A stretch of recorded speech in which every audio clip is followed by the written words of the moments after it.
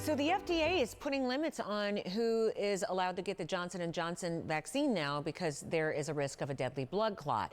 Almost 19 million doses have been administered, mind you. And the blood clotting condition is considered very rare, with 60 cases of it documented, 9 fatalities out of that as of March.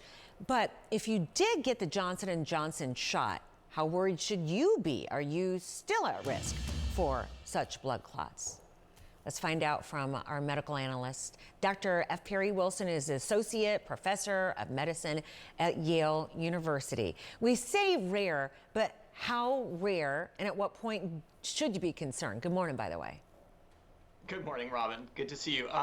Very, very rare. We're talking, 1 in every 200,000 doses. And I want to let people know that most commonly this happens within around 2 weeks of vaccination. On the outside, we've seen cases that are about a month and a half after vaccination. So for those viewers who are beyond that window, they're really out of the danger zone in terms of blood clots from this.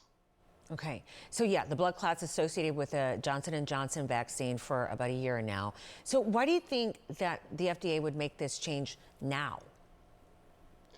Well, first of all, they found more cases. So the initial pause for the Johnson & Johnson vaccine, there had been 15 cases of this clotting disorder. Now, as you pointed out, they're up to 60. But I think really it has to do with the lay of the land. The mRNA vaccines, the Pfizer and Moderna vaccines, have had an incredible safety record.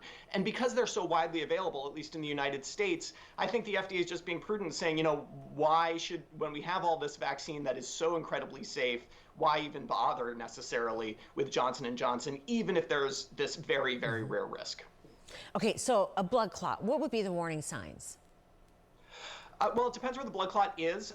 Some of the most severe blood clots with the Johnson & Johnson vaccine occurred in a vein in the brain. That would cause a severe headache, not your everyday headache, something really, really bad and persistent.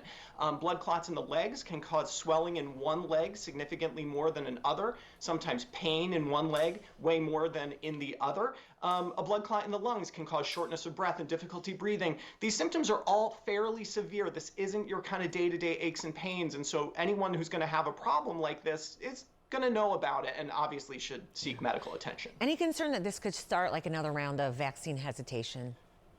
I really hope not. At this point, there have been 11 billion doses of vaccines given around the world for coronavirus, many of them those mRNA vaccines, Pfizer and Moderna, which have proven to be incredibly safe. In fact, as I said, I think that's why J&J is getting to be kind of the vaccine of last resort in the United States. And I'm hoping most rational people see that, yes, nothing is completely risk-free, but the risk of COVID-19 is so much higher, orders of magnitude higher than the risk of vaccination. It's really a rational choice to go ahead and get vaccinated. Dr. F. Perry Wilson, up early. Thank you so much. I appreciate your insight. Thanks.